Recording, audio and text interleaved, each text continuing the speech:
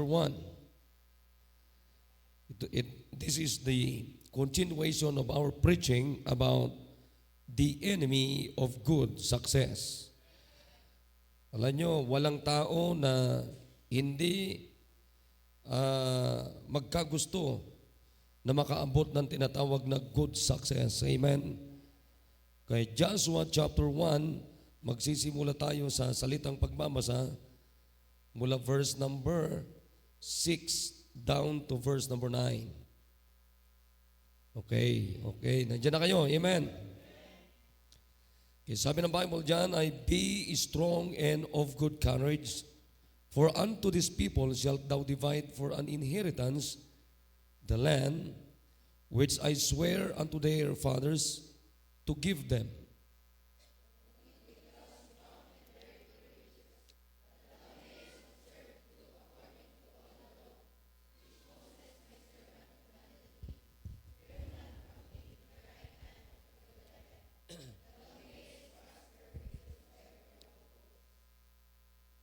This book of the law shall not depart out of thy mouth, but thou shalt meditate therein day and night, that thou mayest observe to do according to all that is written therein.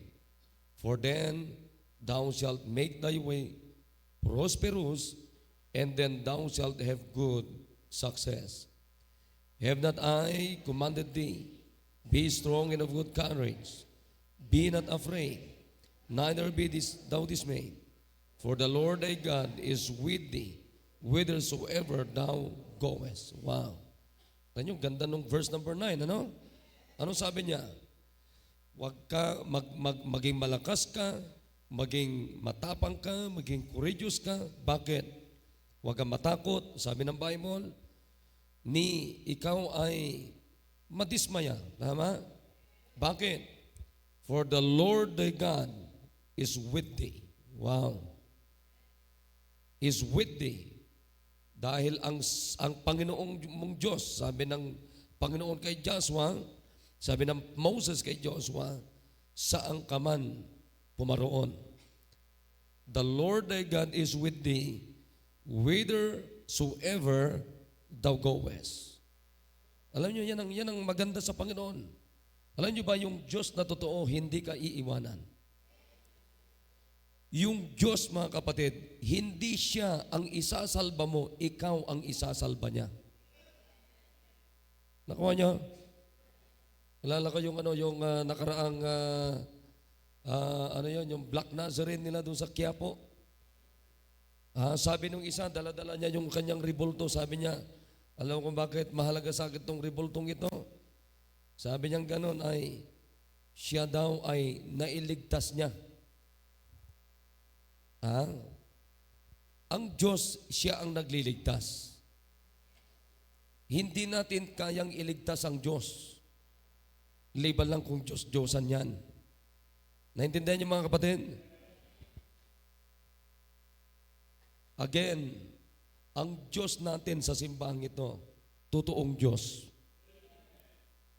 Kaya makita niyo, walang revolt dito. Amen? Yan. Kaya lang marami tayong Diyos-Diyosan na hindi naman rebulto.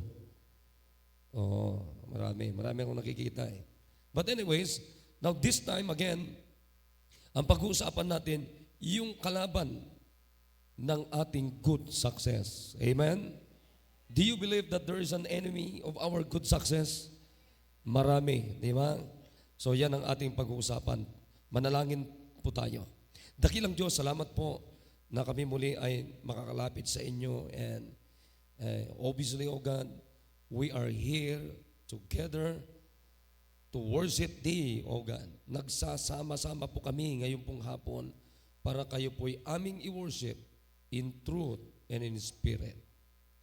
Kaya nakikiusap po ako, Panginoon. Use the message to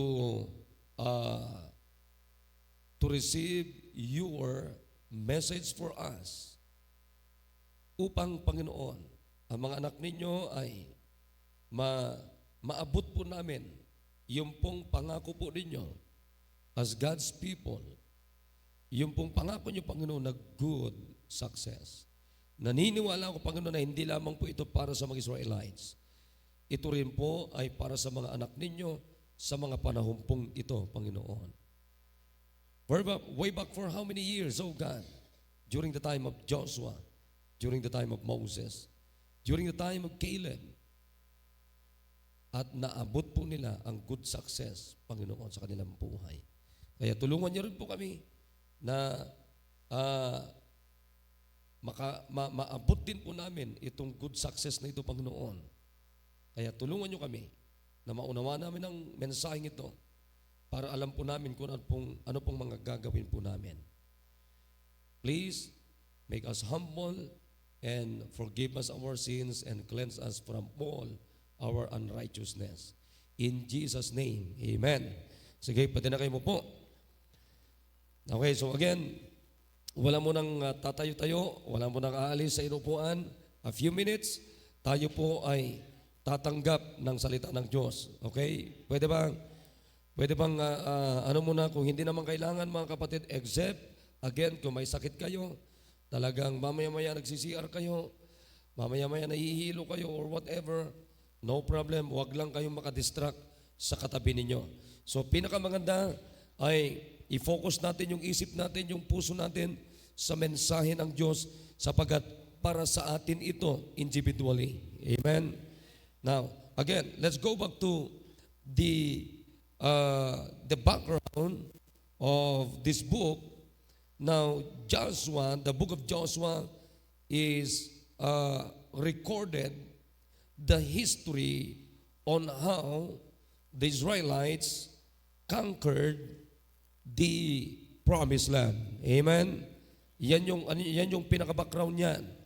Paano nila, kasi this time, mga kapatid, itong binasa natin na Joshua chapter 1 ay ano na ito they are going to in fact, tatlong araw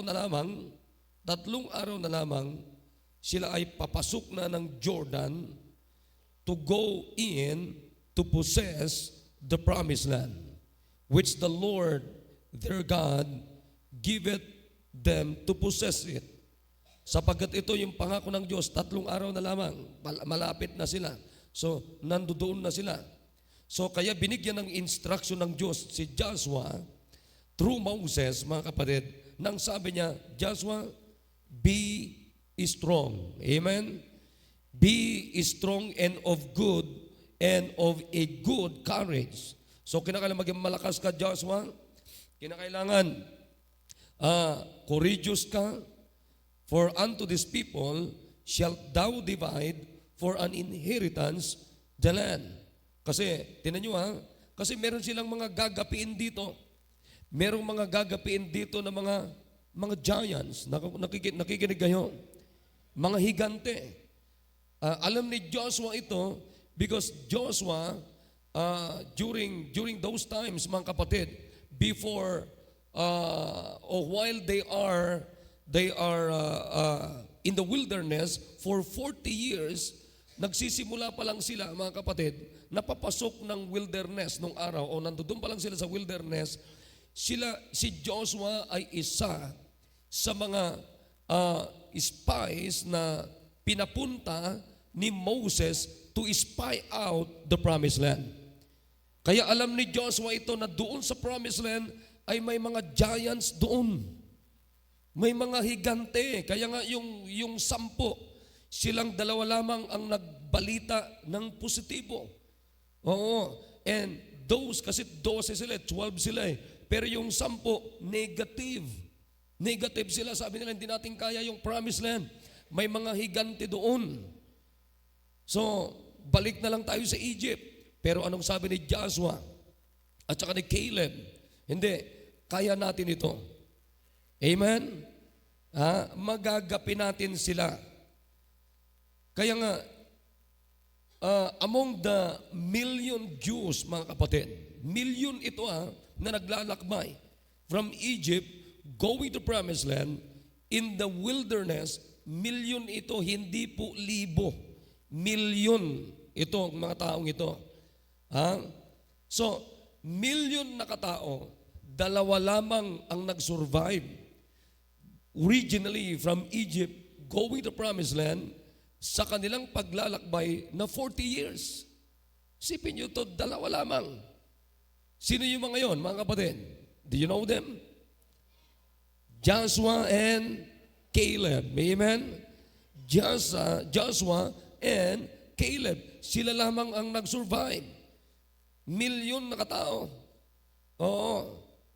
Pero alam nyo ba, etong sabi ng Diyos sa kanya, Joshua, ano sabi niya? Papasok na kayo. So, be strong and of good courage, for unto this people shalt thou divide for an inheritance the land which I swear unto their fathers to give them.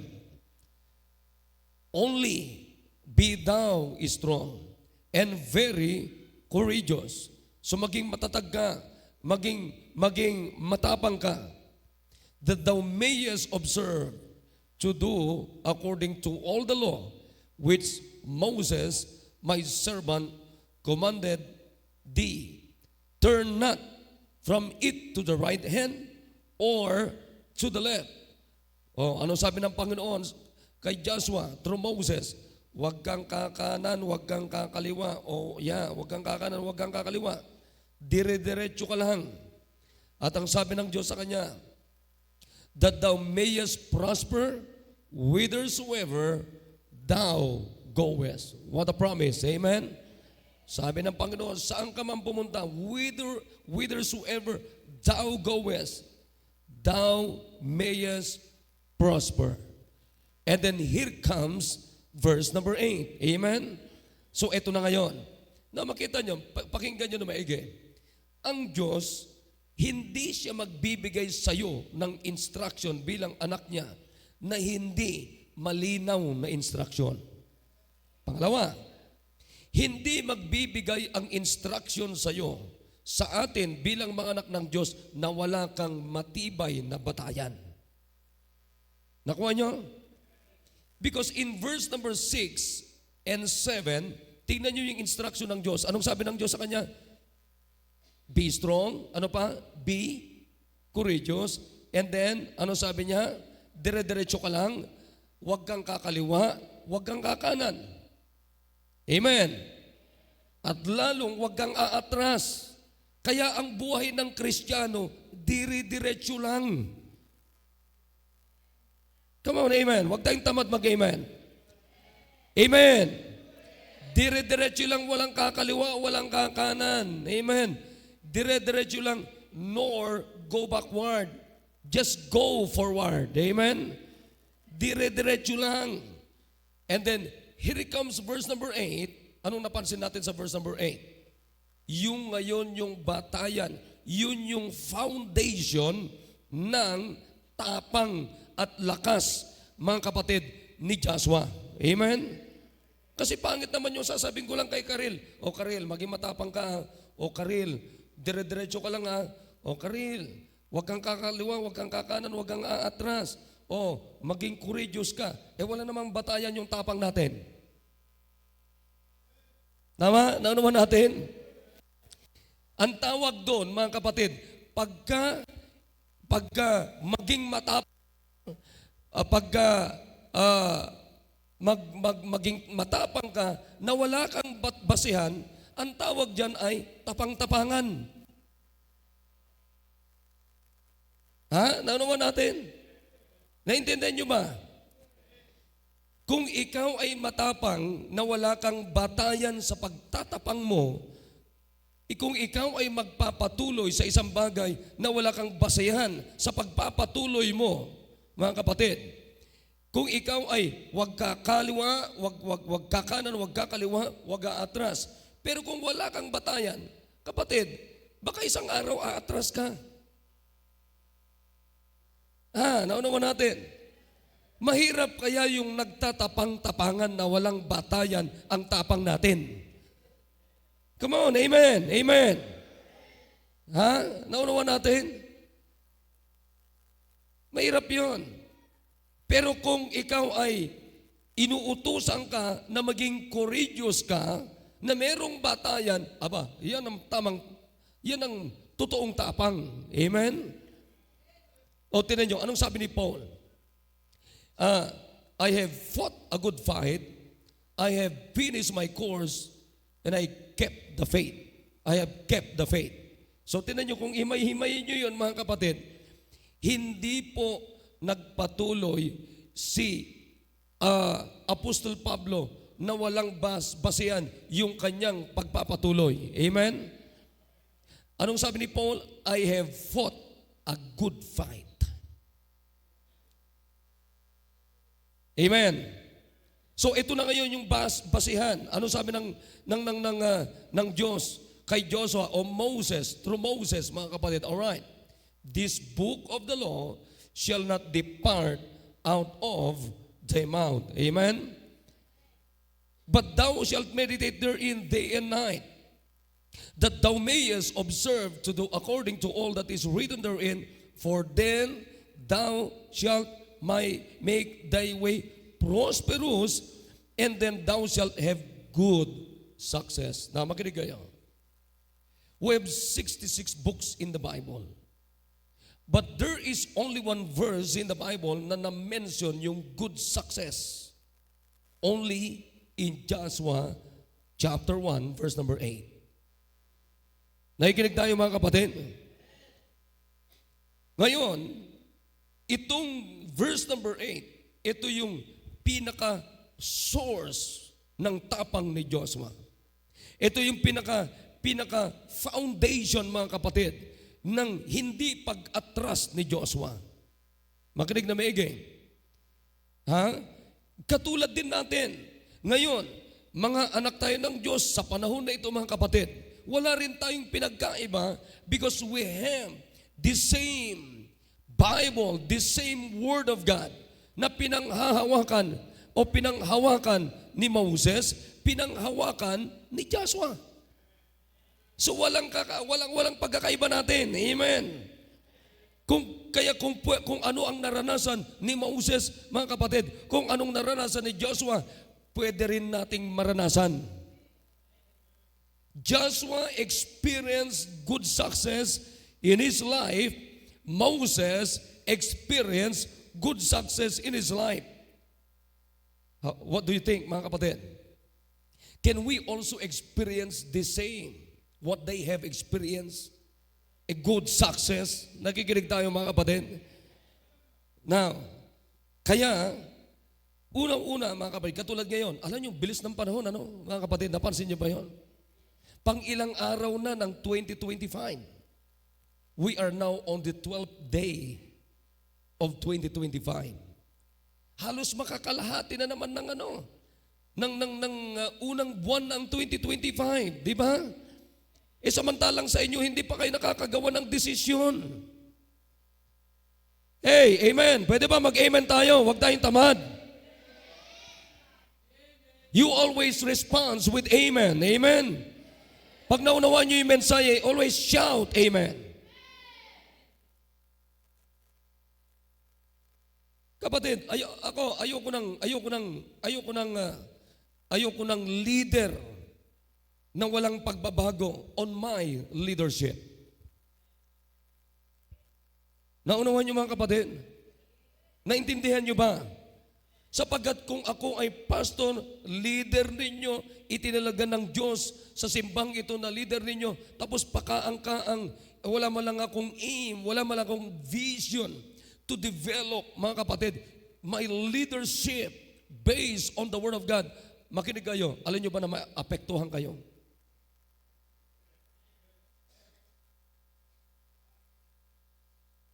Naunawan nyo?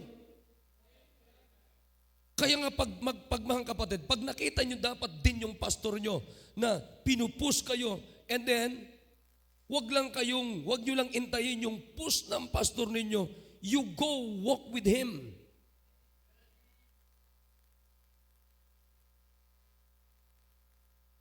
Ang problema mga kapatid, pinupush ko na kayo, may resistance pa. Naunawan niyo yun? Samantalang kung tatanungin ko kayo isa-isa mga kapatid, you want good success? Sige nga, gusto niyo po ba yung good success sa buhay ninyo. Parang bingi kayo. Gusto niyo po ba na maabot yung sinasabi ng Bible dito na good success sa buhay mo? Na makinig kayo. Yung good success dito, iba sa success ng sanlibutan. Sapagat magkaiba ang standard ng mga anak ng Diyos sa standard ng sanlibutan. Our standard of good success is always based on the Word of God. Amen, amen. Hindi yung, magkaroon ka ng bahay, may mga sasakyan ka, may pera ka. Tingnan niyo yung mga malalaking bahay sa Los Angeles kung ano nangyari. Sunog. Is that good success? Alam niyo merong isang ano doon. Gusto ko 'yun. Yung paninindigan niya. Merong isang nagmamay-ari doon. Kaya yung sinasabi ko sa inyo kanina Meron siyang bahay din doon. Nung pinapa-evacuate daw sila, hindi siya umalis. Alam niyo yung ginawa niya? Binantayan niya yung bahay niya para hindi masunog. At hindi nasunog yung bahay niya.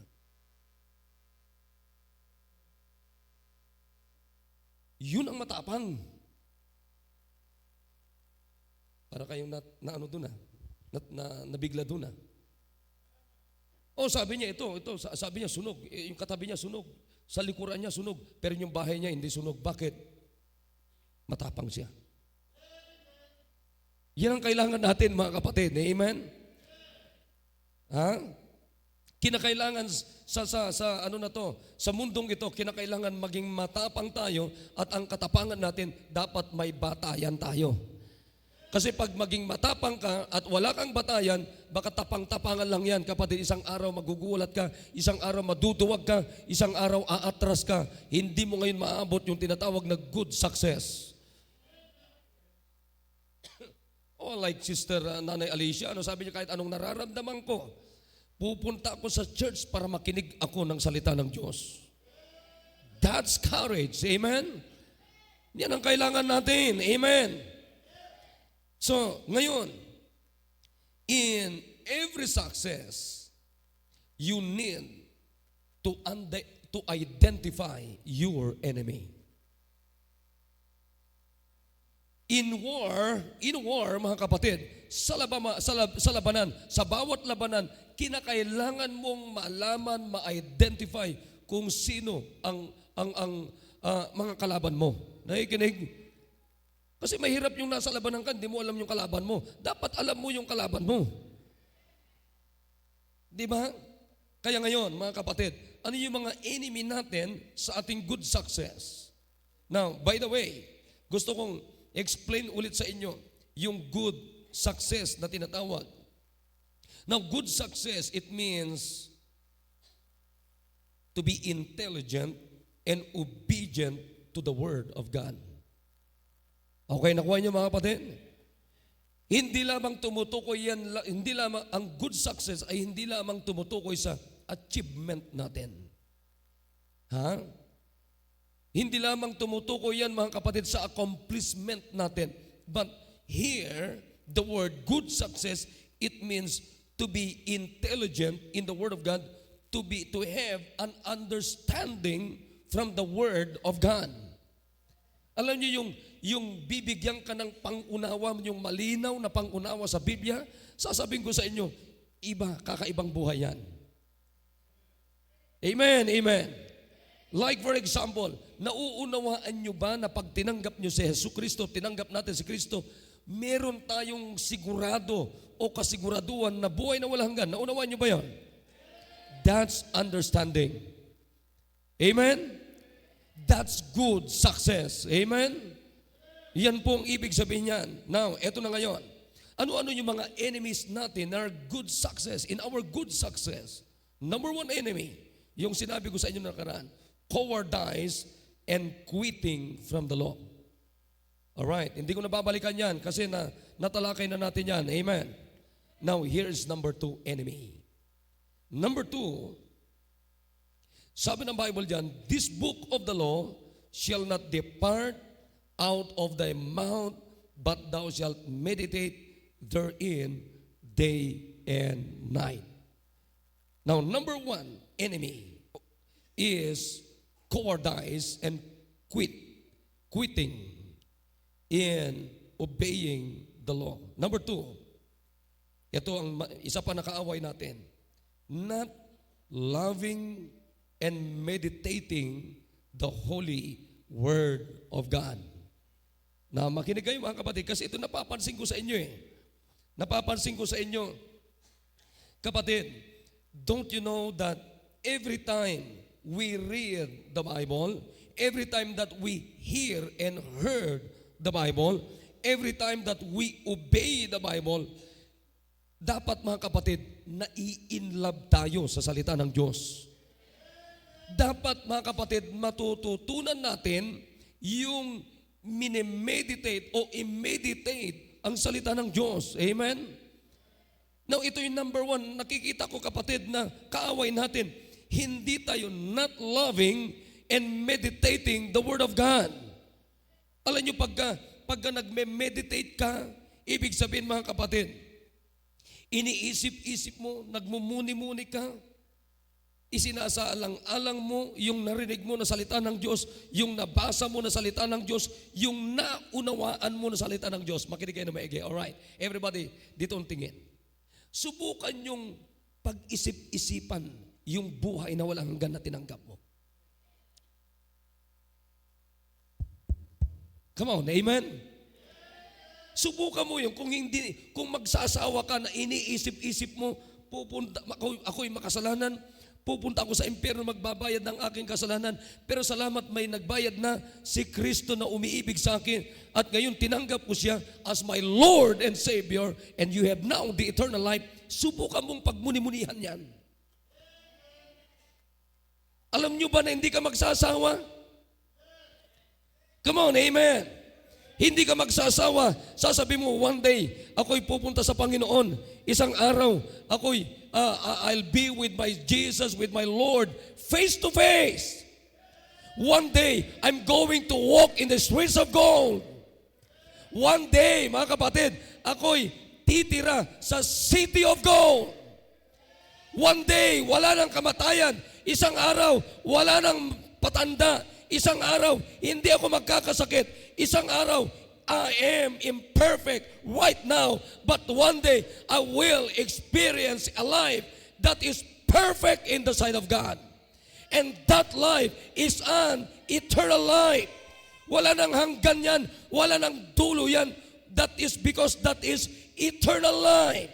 Subukan mong isipin yan night and day, night and day, and night and day. You will in love with the Lord God, with the Lord Jesus Christ.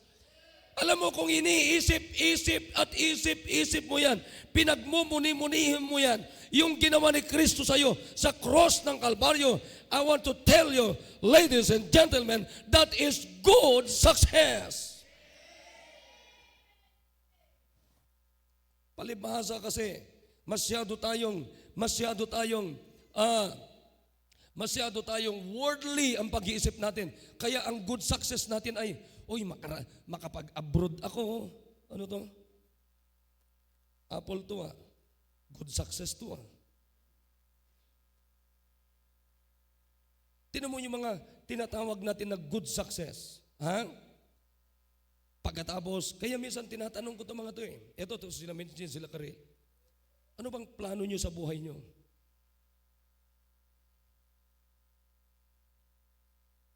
Kasi naluloko tayo sa nakamulatan natin na, alam mo, mag-aaral ako mag-aaral ako at kukuha ko ng nursing, kukuha ko ng ganito, ganyan. Wala namang masama dyan, mga kapatid. Pero ang sabi ko sa inyo kaninang umaga, kung hindi mo isasama ang Diyos sa pag-aaral mo, there is no good success. I tell you. Believe me, mga kapatid. Ha? Kung hindi mo isasama ang Diyos sa pag-aaral mo, hindi mo isasama ang Diyos sa trabaho mo, hindi mo isasama ang Diyos sa anumang gagawin mo, there is no good success.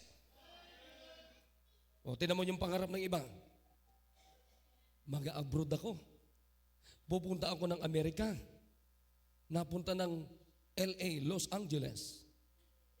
Nasunog ngayon ang bahay. Is that good success? Makinig kayo. Tandaan nyo to, huwag yung kakalimutan. Maganda yung sulat nyo to. Good success cannot be burned by the world.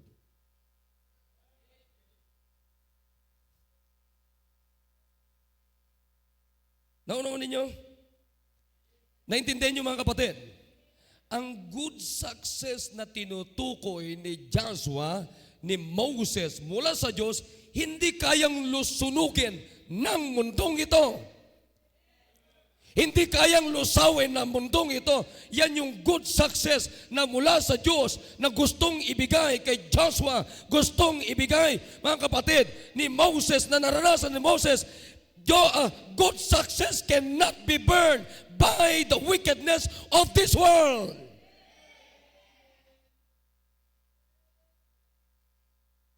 Kaya nga mga kapatid, pwede bang sanayin natin, narinig natin yung mensahe ng Diyos, pagmuni-munihan natin. Kaya makita nyo anong sabi ng Biblia? Meditate the word of God, day and night. Wow, ang sarap yung bago ka matulog, nakahiga ka na, pero anong pinagmumuni-munihan mo, anong iniisip-isip mo. At habang iniisip-isip mo kapatid, you will in love, nai-in-love ka lalo. Ha, naunawan niyo yung sinasabi ko? Habang bago ka matulog, iniisip-isip mo, Panginoon, thank you na meron akong buhay na walang hanggan. Panginoon, thank you, binayaran mo ako sa cross ng Kalbaryo.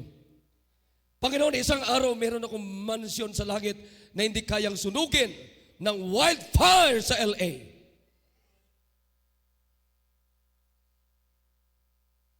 Kaya hindi tayo nai-inlove sa Diyos. Kaya hirap na hirap tayong gumawa ng commitment, ng decision para sa Panginoon. Sapagkat mga kapatid, hindi tayo nai-inlove sa salita ng Diyos. Hindi tayo nai-inlove sa Panginoon. Alam niyo kung bakit? Kasi pag narinig natin, tagus doon, wala na.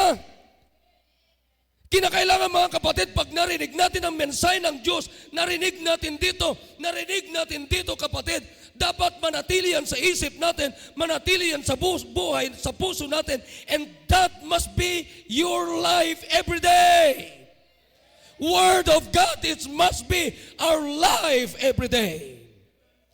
Kaya nga sabi ko sa inyo kaninang umaga, nung isang araw pa, ang buhay na walang hanggan ay hindi nagsisimula doon sa langit, kundi ang buhay na walang hanggan, nagsimula yan nung tinanggap natin si Jesus Christ as our Lord and personal Savior. Unawain nyo yan. I-meditate natin yan.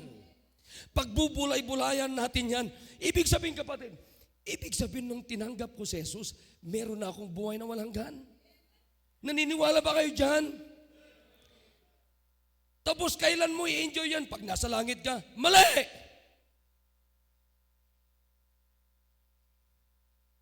Ang buhay na walang hanggan, right after you receive it, pwede mo nang i-enjoy. Kaya minsan kaya nga mga kapatid, pakinggan nyo na maigi.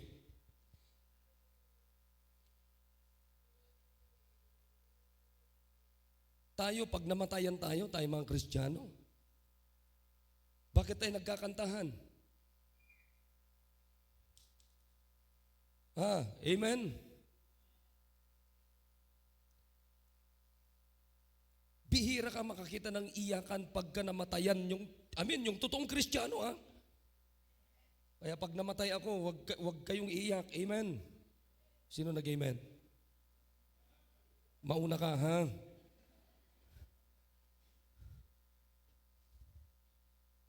Parang unang nag-amen si Erwin, ha? Erwin ka, ha? Ha?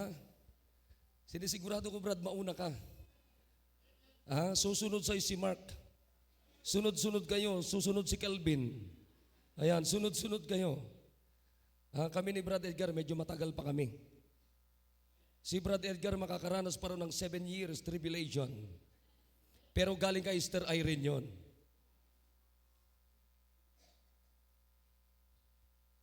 Alam niyo maganda mga kapatid, pag sinabi nating meditating, you must have the reflection. Meron kang tinatawag na reflection doon sa narinig mo. Nakikinig? Anong ibig sabihin ng reflection? You think about it. Amen. Iniisip-isip mo. Pinagbubulayan mo. Ha? Kaya maganda, paggaling kayo ng simbahan, buong pamilya nyo, dapat pagdating nyo sa bahay, ang pinag-uusap-usapan, yung narinig ninyo.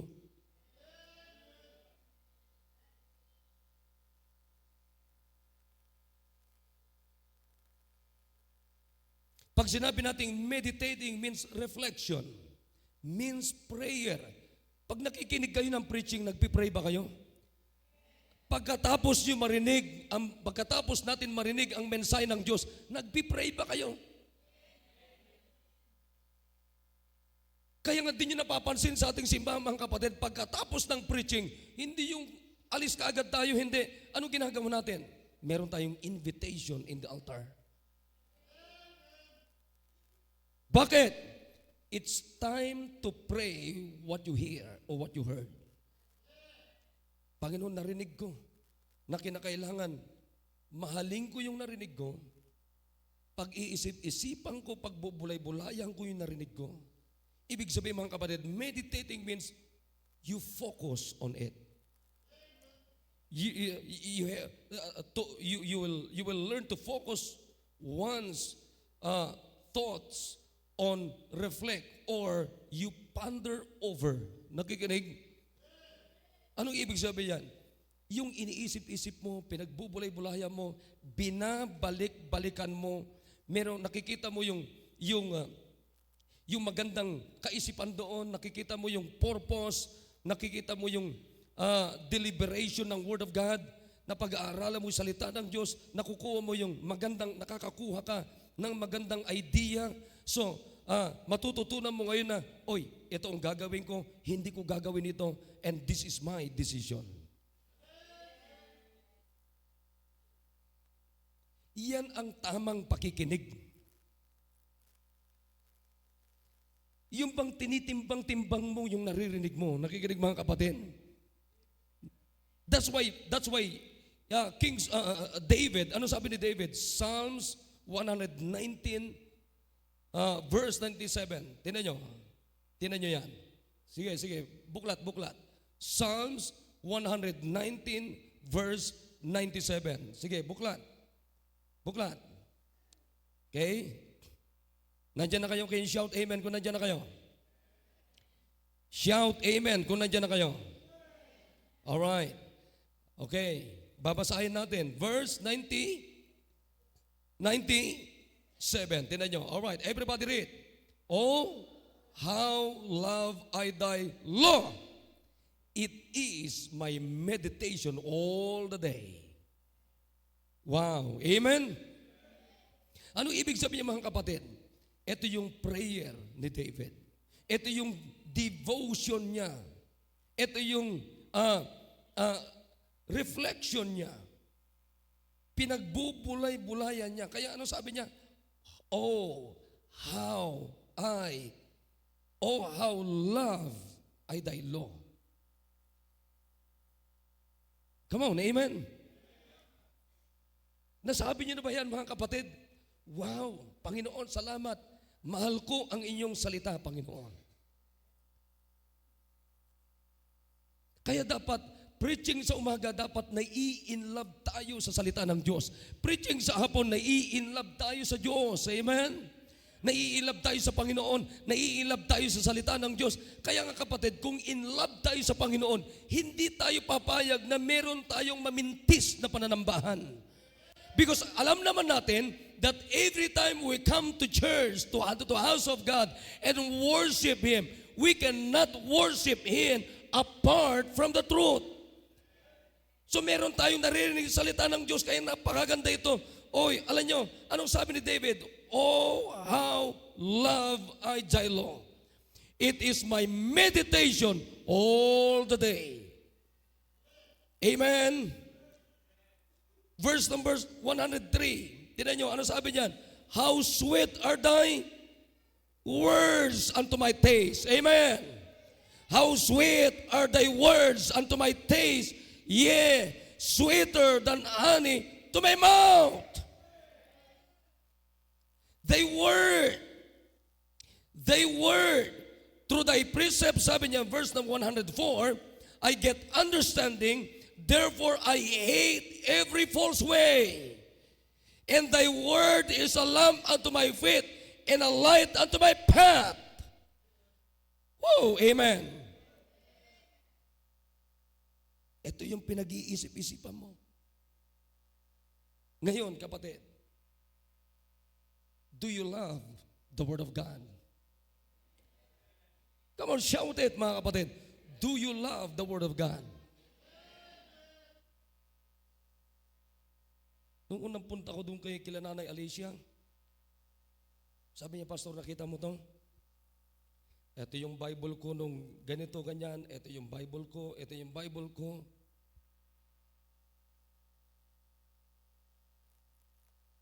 Wala naman siyang ibang ibinida sa akin, kundi Bible, Bible, Bible, Bible, Bible, Word of God. Kaya mga kapatid, dapat wala tayong ibibida kahit sino kapatid. Kaya wala tayong ibang pinag-uusapan maging sa fellowship natin kundi Word of God, Word of God, Word of God, Word of God. Dapat ma-in love tayo sa Word of God.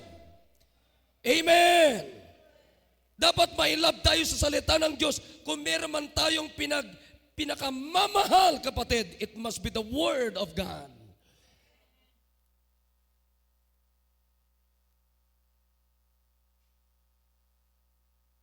Ano kayang nararamdaman ni David nung sinabi niyang, oh, how love I thy law. Oh, amen. Amen. Na makinig kayo. Naranasan niyo na bang, you ladies, naranasan niyo bang sumagot sa binata na, I love you too?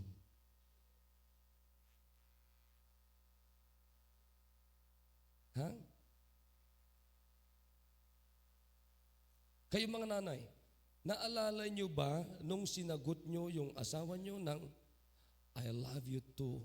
I love you so much too.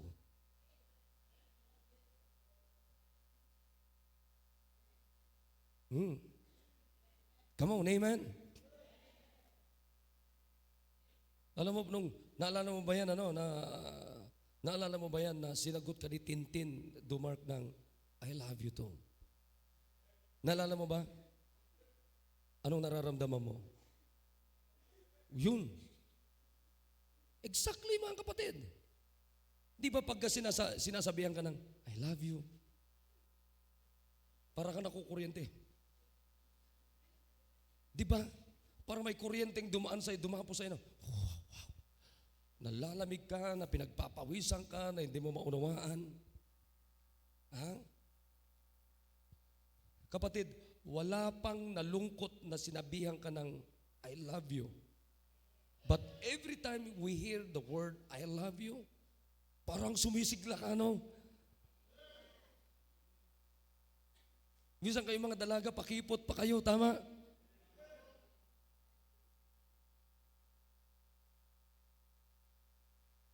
Nag-aunawan tayo.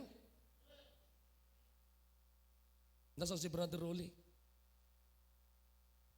Nasaan si Brother Rolly? Ay, pakitawag niyo muna dito. Sabi ko, pakitigil muna eh. Di ba pinasabi ko yon? Tanggalin muna sa mamaya na rekaduhan yan. Kanina ko pa pinasabi yun eh. Pwedeng itigil yan. Mamaya na yan. Tingnan nyo. Ano kayang nararamdaman din ng Diyos, mga kapatid, pag sinabihan natin siya na, oh, how love I thy law. Come on, amen? Kaya mga kapatid, magbago na tayo sa estilo sa pakikinig ng salita ng Diyos. Magbago na tayo, hindi yung narinig dito, tagus dito, walang nakarating sa puso, and then anong i-apply natin every day? Kaya nga dapat pagkagaling tayo sa simbahan mga kapatid, dapat na in love tayo lalo sa salita ng Diyos. Dapat na in love tayo lalo sa Diyos. Hindi yung pagkagaling natin sa simbahan mga kapatid ay ganun pa rin, parehas, walang nabago. Hindi. Mga kapatid, pinakamaganda magbago na tayo sa style ng pakikinig. Every time we come to church, dapat ang nasa isip natin, mai-in love na naman ako sa Panginoon.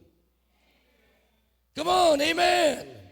Mai-in love na naman ako sa Panginoon. Mai-in love na naman ako sa salita ng Diyos. Isipin mo kapatid, kung hindi kayo bumalik ng hapon, paano nyo malalaman ngayon?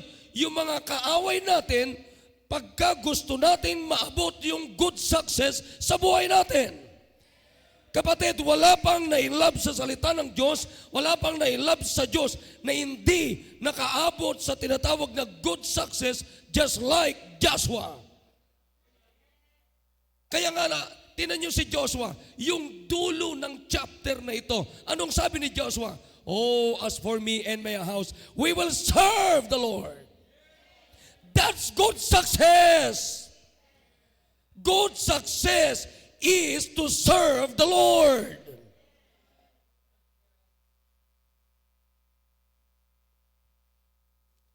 Awan ko sa inyo, masarap yung iniisip-isip mo lagi, may Panginoon ako, may Kristo ako, may Holy Spirit ako, may Word of God ako na hindi natitinag.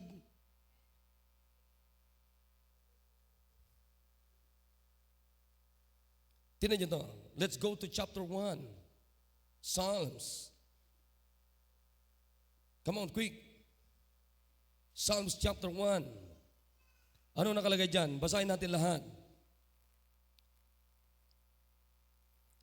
Simulan natin verse number 1 down to verse number 2. Everybody read. Blessed is the man that walketh not in the counsel of the ungodly, nor standeth in the way of sinners, nor seated in the seat of the scornful, but, come on, lakasan nyo, ready, read, but his delight is in the law of the Lord, and in his law that he meditate day and night.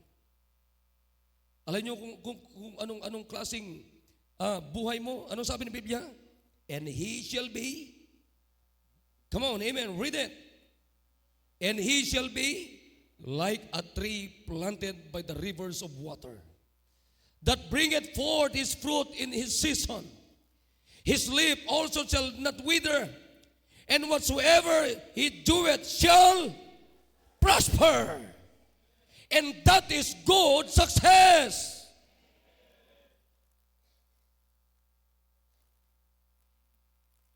Naku, sasabihin ko sa inyo, makinig kayo. Anumang bagay sa mundo, hindi kayang ibigay yung naibibigay ng salita ng Diyos na kasiyahan. Ang kasiyahan na pwedeng ibigay ng mundo ay temporaryong kasiyahan. Pero ang kasiyahan na ibinibigay sa atin ng salita ng Diyos is eternal joy.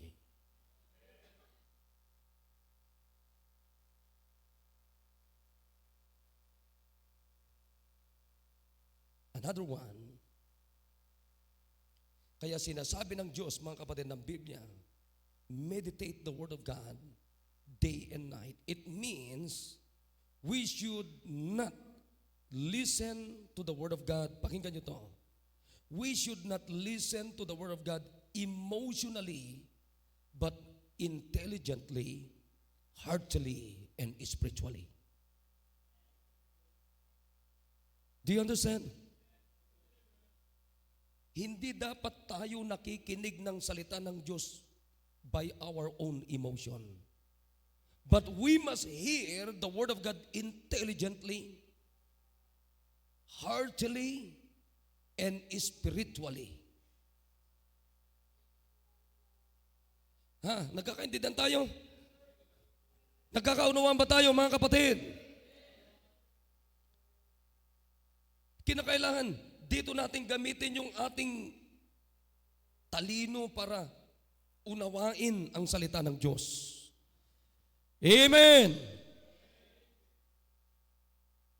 Kaya, pag hindi tayo natutong umibig sa salita ng Diyos, hindi tayo natutong pagbubulay-bulayan ng salita ng Diyos, sasabihin ko sa inyo, that is your enemy not to reach good success. Ha? Naintindihan? And then lastly, ito matindi. Mortal na kaaway natin ito. Para kaya hindi tayo natin naabot yung good success. Number 3, disobedience or disobedient and inconsistent in living to God's holy word. Disobedient or disobedience and inconsistency in living to God's holy word. Nakikinig tayo? Alam niyo ang problema natin, hindi tayo sumusunod sa halip, mga kapatid. Dapat sumunod tayo, pero ano nangyari? Hindi tayo nagiging masunurin, so that, mga kapatid, nagiging inconsistent tayo. Come on, amen, amen. Let's shout amen. Anong ibig sabihin ng disobedience? Inattention or refusal or neglect to obey. Na makinig kayo, yung hindi natin pagsunod, yun ang magdadala sa atin sa rebellion. Yung hindi natin pagsunod, yun ang magdadala sa atin, mga kapatid, ang tinatawag na frowardness. Frowardness. Frowardness is disobedient. Amen? Tinan nyo, Proverbs 3:32. No need to open. Ako na lang magbubukas. Sabi dito, for the froward is abomination to the Lord. Amen? Anong ibig sabihin ng froward? Disobedient. Amen? Disobedient. So, disobedience is abomination to the Lord. Sabi ng Bible, karumal-dumal. Proverbs 11:20. They that are of a froward heart are abomination to the Lord, but such as are upright in their way are His delight. Proverbs 17:20. He that hath a froward heart findeth no good. Wow, amen. And he that hath a perverse tongue falleth into mischief. Kaya mga kapatid, wala tayong nasusumpungan na magandang buhay, wala tayong naaabot na good success kung tayo ay disobedient to His word.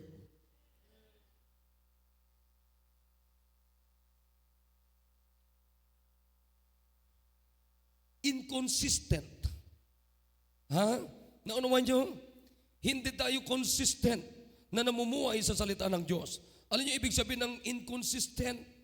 Fluctuating, unsettled, unstable. Nakikinig kayo? Meron ba kayong maalalang verse sa Bible, mga kapatid, na pag unstable ka, wala kang maayos na patutunguhan sa buhay? Ha? Nakikinig kayo, mga kapatid? James 1:18, ano nakalagay dyan? A double-minded man is unstable in all his ways. Come on, amen. Kaya nga, pagka tayo ay inconsistent, fluctuating tayo, unsettled tayo, unstable tayo, ibig sabihin, inconstant tayo, hindi tayo stable, not firm or fixed, not constant, wavering tayo sa ating purpose, changing tayo. Liable, we're always liable to change. Mga kapatid, kaya nga dapat anumang gagawin natin, meron tayong source, meron tayong foundation, meron tayong batayan. At ang batayan natin, sapagkat ikaw pabago-bago, ako pabago-bago, lahat tayo madaling magbago. So pumunta tayo doon sa Word of God, sa Panginoong Jesus, na siyang nagsabi, Jesus Christ, the same yesterday, today, and forever. Napakapangit kaya yung pabago-bago ang desisyon.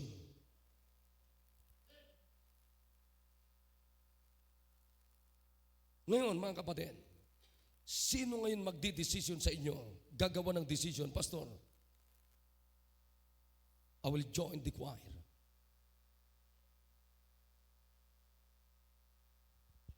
Una sa mga kalalakihan. Ha? Tumayo nga yung mga choir members, tumayo kayo. Ito yung kinakatakutan nyo. What's the point number 1? Cowardice. Ha? Cowardice. Alam nyo, ito yung, mga lalaki lang muna. Sino yung mga choir member na lalaki? Ha? Come on, tayo. Parang hindi nyo naunawan sinasabi ko. Pakitayo ang mga choir members na lalaki.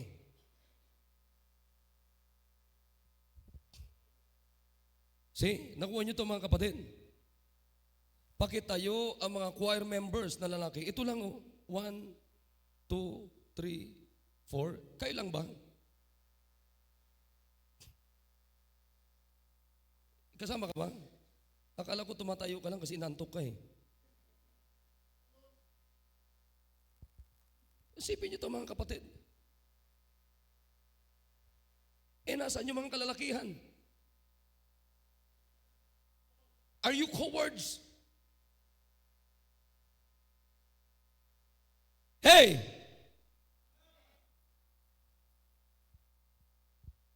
Are you cowards?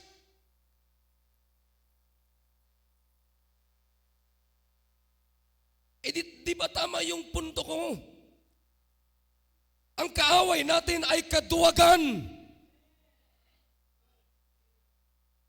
Tanong ko sa inyo mga kapatid, bakit takot na takot kayo na gumawa ng decision para magkaroon ng ministry in the area of choir, being a choir member? Tanong ko sa inyo, bakit kayo naduduwag ng magpagpagamit sa Diyos?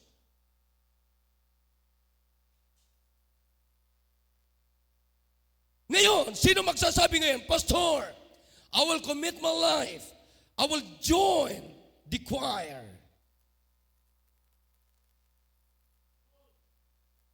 Duwag pa rin eh. Iyan ang sinasabi ko sa inyo na kaaway. Ha? Tingnan mo nga ito si Brother Erwin. Alam niyo si Brother Erwin, sa totoo lang, may problema sa pagbabasa, pero gusto niyang umawit sa Panginoon. Ikaw wala ka naman problema sa pagbabasa, pero ayaw mong umawit sa Panginoon. Duwag! Alam niyo ba, mga duwag na tao, hindi niyo marireach yung good success sa buhay niyo kung duwag kayo para sa Panginoon. Hindi sa hinuhusgahan ko kayo, sinasabi ko sa inyo, 100% kung duwag tayo na ipagamit yung buhay natin sa Panginoon, you will never reach good success in your life.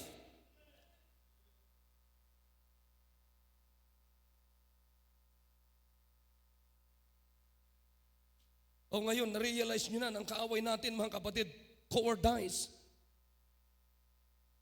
Sinasabi mo may Diyos ka, sinasabi mo may Biblia ka, sinasabi mo may buhay na walang hanggang ka, but you are cowards. Nasaan to mga lalaking ito? Nasaan kayo mga lalaki? Hey, mga lalaki, nasaan kayo?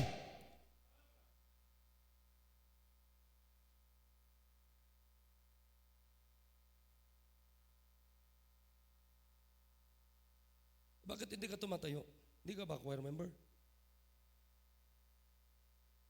Kaya nga. Patigan yung mga juniors, tumayo kayo. Oh, sige nga, mga lalaki. Doon kayo mga lalaki. Dito kayo sa harapan. Bilis, bilis. Ang lalaki mabilis. Yung mga juniors, dito kayo sa kabila.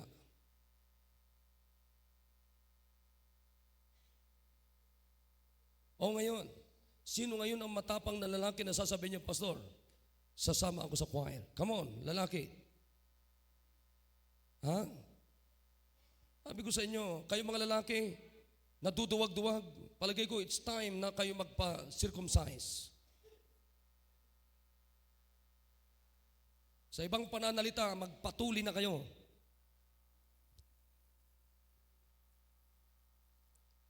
O sa junior choir, kayo, ayaw niyong magpakalalaki, kayong dalawa kayo. Siguro may lahi kayo. Mga kapatid dito, sa totoo lang, tinuturuan ko kayo na maging matapang na maglingkod sa Diyos. Kailan naman hindi ko kayo tinuruan na maging duwag. Kung duwag man tayo, duwag tayo sa gumawa ng kasalanan, pero dapat hindi tayo maging duwag na maglingkod sa Diyos. Sapagkat pag duwag ka, kapatid, lalo na pag lalaki ka, tinan nyo itong mga lalaking ito. Alam nyo, pag duduwag-duwag kayo sa inyong pagkalalaki, makinig kayo, na ang katakot kayo mag-asawa. Bakit? Takot kayo sa misis nyo balang araw. Buti nga si Kelvin nagtatapang-tapangan. At saka si Dumark. May matindi.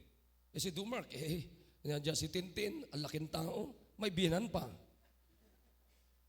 Sinong hindi matatakot yan? Come on, amen? Ha? Kayo, Nigong, doon kayo. Nasaan si Mishak? Oh, dito ka Mishak, huwag kang ano dyan, sa taas. O ngayon, sino ngayon ang matapang na babae na sasabi niyo, Pastor, I will join the choir. Wala na. Sinong hindi kasama sa choir? O dating kumakanta kayo sa choir, pero gusto nyong bumalik sa choir? Babae, yung matapang na babae. Come on, amen. Ha? Wala nang matapang na babae. Sino sa atin dito, alam nyo, napakaganda na pagsisimula pa lamang ng 2025. Ma-identify na tayo ng kaaway at ng Diyos. Amen? Nang tanong ko sa inyo, kaaway ba natin ang Diyos kaya tayo ayaw maglingkod sa Diyos? Nakikinig ba kayo sa akin? Kaaway ba natin ang Diyos? Ngayon, kung hindi natin kaaway ang Diyos, dapat naglilingkod tayo sa Diyos. Now, sino magsasabi ngayon, Pastor, hindi ko kaaway ng Diyos, kaya gusto kong tumayo at ako'y mag-join sa choir? Sino? Come on, stand up for Jesus.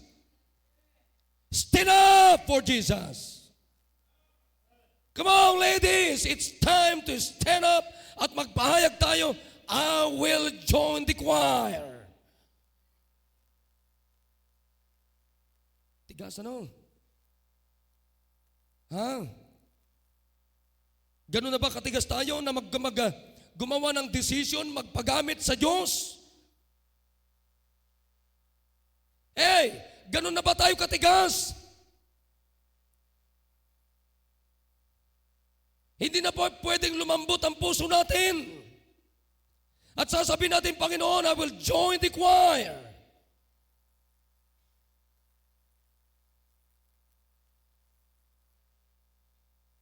Mukhang kaaway niyo ang Diyos. Sino yung mga choir members na ladies? Doon kayo sa kabila. Dito kayo.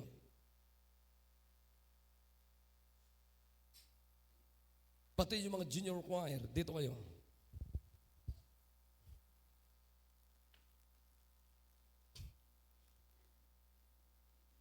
Alam nyo, tatawa-tawa kayo pero wala kayong commitment sa Panginoon.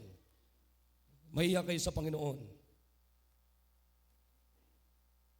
Come on, dito sa taas. O kayo mga nandiyan, anong commitment nyo sa Diyos?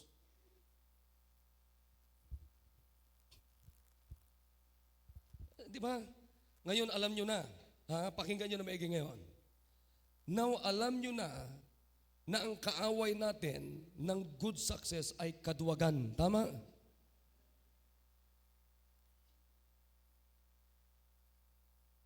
See?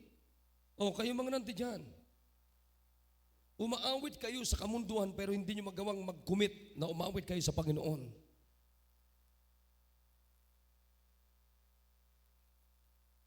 Ha? Naunawa natin? Ulitin ko ha. Nagagawa niyong umawit sa kamunduhan, pero hindi niyo magawang umawit sa Panginoon na may commitment talaga. Amen. Kapatid, makinig kayo sa akin, huwag niyong pagmatigasin ang puso niyo. Sabi ng Biblia, pag narinig natin ang katotohanan, huwag pagmatigasin ang puso natin. Sapagkat nakakahiya pag pinagmatigas natin ang puso natin laban sa Diyos. Yan ang nakakatakot na pwedeng mangyari sa atin.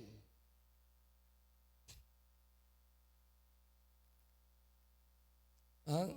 Kayo mga nandiyan dyan. Kayo mga nandiyan. O sino ngayon magsasabi, Pastor, hindi man ako kakanta, I will not join the choir, pero gusto ko mag-join sa Sunday school teaching. Would you please stand? Sino mga Sunday school teachers? Dito kayo. Sunday school teachers, come on. Dito, bilis.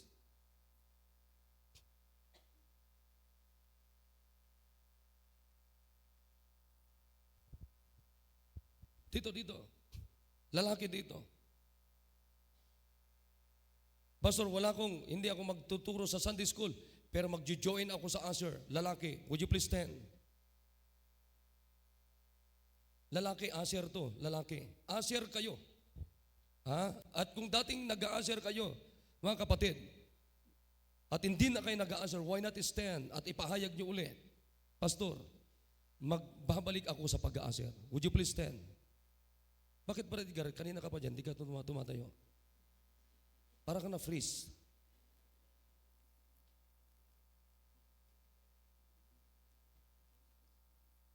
Parang may instruction sa'yo, Sister Irene, diyan ka lang.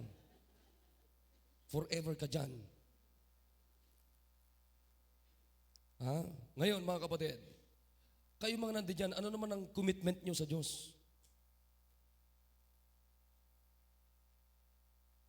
Mga kapatid, it's time na liwanagin natin ano talagang commitment natin sa Diyos. Nakikinig kayo?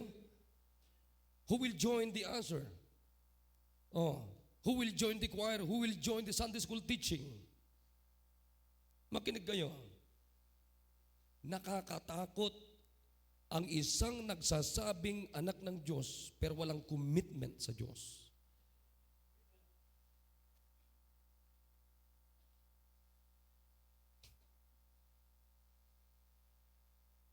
Wala pa rin kayo naintindihan. Kayo mga nakaupo dyan. See? Mabuti pa ito, nakakaintindi. Bago lang ito. Opo. Bagong tatay ito, pero nakakaintindi siya. Praise the Lord. How about you? Kayo mga nandiyan. You don't like good success? Alam niyo yung magpahayag ka pa lang ng ganito. Ibig sabihin mga kapatid, gusto mo ng good success. Hindi yung good success based on the world, but good success based on the holy word of God. Di ba? Tama yung punto ko. Tama yung puntos ko. Ang kalaban natin sa good success is cowardice. Kaduwagan. Come on, amen.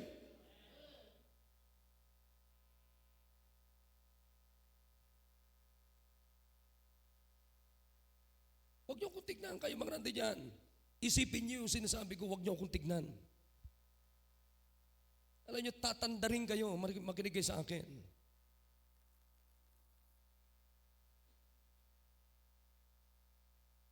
Hindi ka man dito kasama sa Sunday school teaching. Hindi ka kasama sa choir. Hindi ka kasama sa ushers. Pero, Pastor, pwede bang katulad ni ito si Isabel. Isabel, tumayo ka Isabel. Si Isabel, ang ministry niya ay nagluluto ng pagkain ng mga Sunday schoolers. Dito ka. At alam nyo, napakaganda, napakapalad yung mapapangasawa nito. Bakit? Marunong na siyang magluto. Kaya pagka pabagal-bagal yung asawa niya, pati siya lulutuin niya.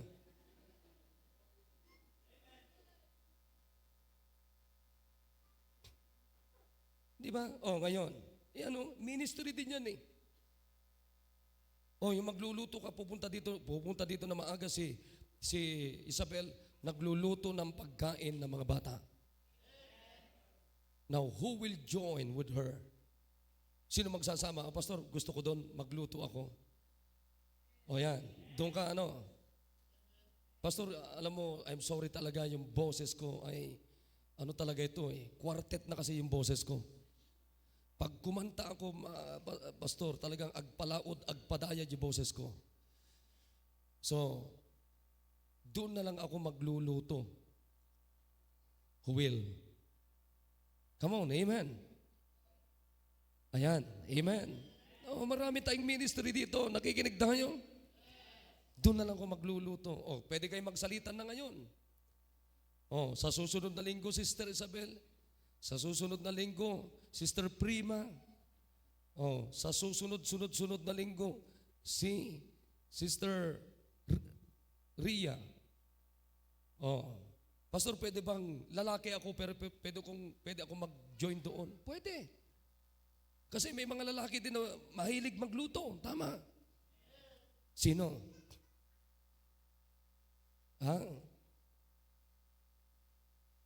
O kaya sabi niya, Pastor, hindi ako sa choir, hindi ako sa usher, hindi ako sa pagluluto, hindi ako sa Sunday school.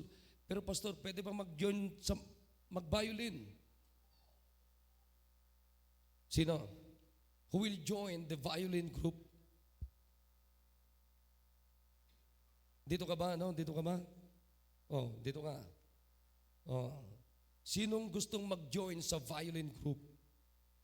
Hindi pa naman kayo marunong. Pero Pastor, mag-aaral ako kasi gusto ko dyan sa grupo na nagva-violin. Who will join? Come on. Maganda yung lahat tayo may commitment. Dapat ikaw, CJ, meron kayo. Tsaka si Aldrin. Aldrin, dito ka sa usher. Dito ka sa usher. Dito ka. Yan. Tapos ikaw, CJ, ako na magsasabi, dito ka sa Sunday school kasi teacher ka. Halika dito. Teacher ito si Teacher actually itong dalawang ito Pero dito ka sa usher. Ayan. Okay, so kabady mo ngayon si Sister Apple. Ayan, diyan ka. Kasi teacher ito Okay lang ba yung sinabi ko sa'yo? Parang nagkasala yata ako sino pa? Sino pa? Ikaw, Brother David, ayaw mong mag-join sa usher? Natutuwag ka ba? Alam ko, walang kalinggang duwag Ito tayo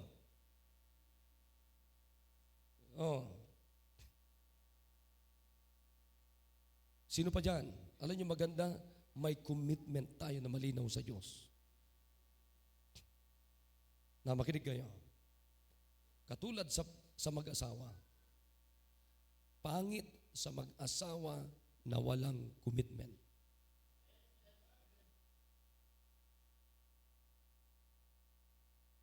If marriage is a lifetime commitment, ang paglilingkod sa Diyos, it is also a lifetime commitment. Akala ko ba, Sister Margie, choir member ka?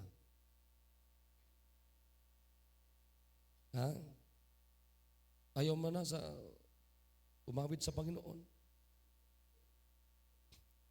How about you? Kayo mga nandiyan.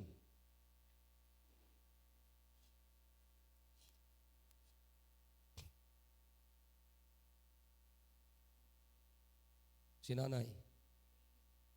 Uy. Pwede. Si nanay, tagalinis ng pulpito. Yun ang commitment niya.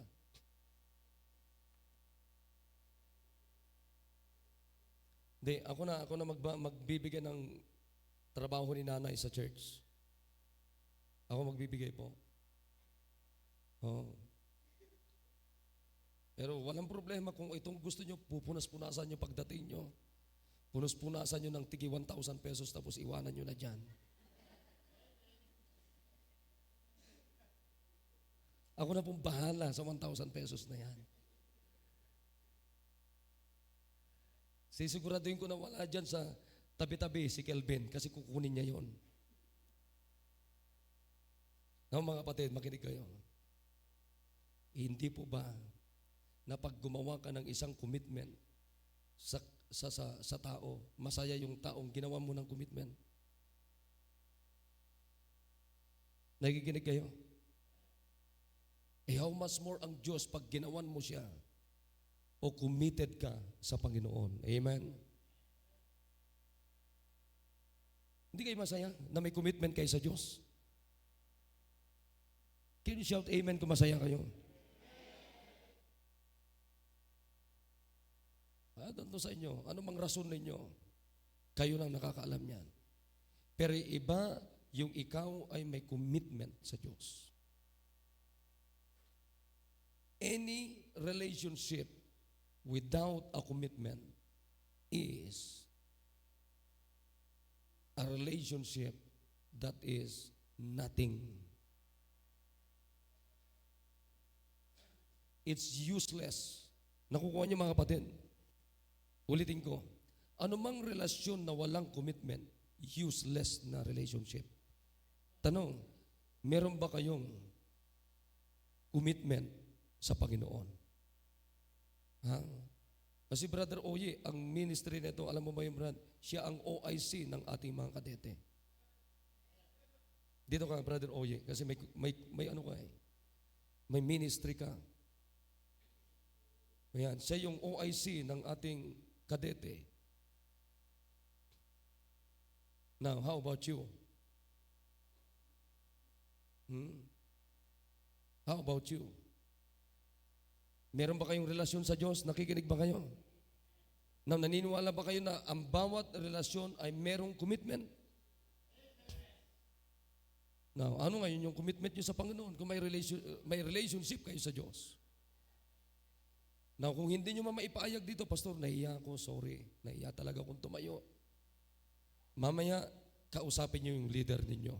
Nakikinig kayo? O maring nahiya kayo, Pastor, nahiya ako. I'm sorry talaga. Gusto kong tumayo. Pero, pwede bang kausapin ko na lang yung leader ko? No problem. Ang sinasabi ko mga kapatid, mga anak tayo ng Diyos, dapat meron tayong commitment sa Diyos. Because any relationship, there must always be a commitment. Tumayo tayo lahat. Let's come to the altar. Kneel down and talk to God. Come on, come on. Everybody here.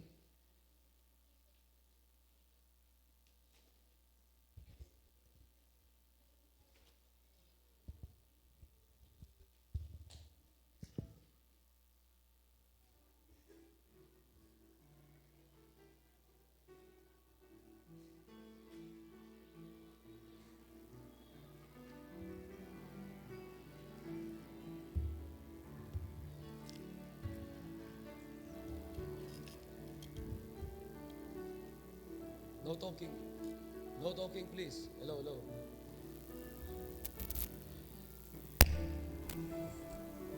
No talking, please. No talking. It's time to talk with God. Ano yung magandang gawin nyo ngayon? Magpasalamat kayo na meron kayong puso na nagpahayag ng commitment sa Panginoon. So yan ang panalangin nyo, Panginoon. Gusto kong umawit sa inyo, Panginoon, itong ministry ko, itong commitment ko sa inyo. Pagbubutihin ko ito, Panginoon, dito ko ipapahayag yung pagmamahal ko sa iyo, Panginoon. Ano ang ministry nyo ngayon? Usher, Sunday school teacher, nagluluto kayo ng pagkain ng mga Sunday schoolers, choir member, violinist, pianist, any commitment na pinasok ninyo, that is your ministry. And ministry is always from God, from the Lord. Hindi galing sa akin yan, galing sa Panginoon yan. At dyan natin ipapahayag ang ating paglilingkod sa Panginoon. Ipapahayag natin yung relationship natin sa Panginoon, na lalo natin siyang mamahalin, lalo natin siyang paglilingkuran.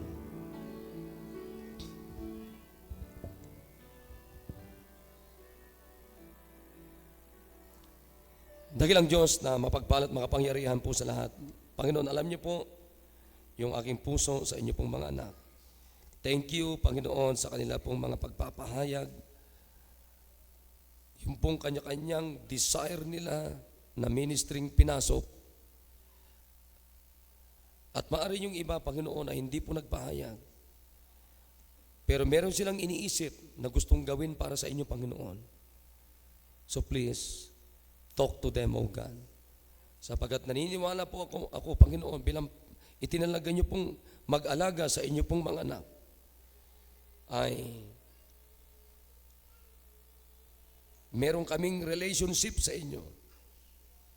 At ang relationship na ito, dapat po meron kaming commitment sa inyo.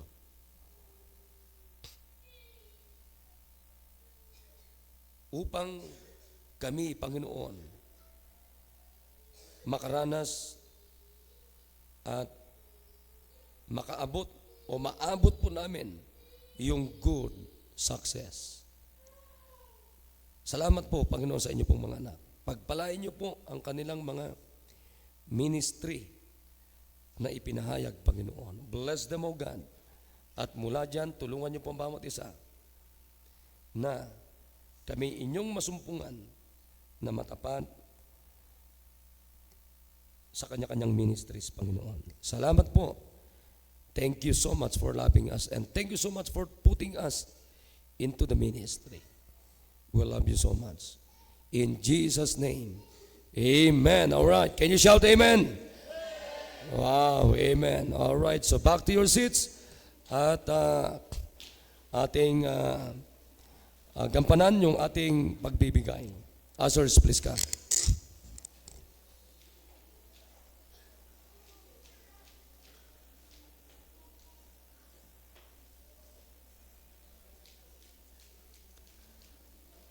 Again, don't forget our tithes and offering, yung ating first fruits.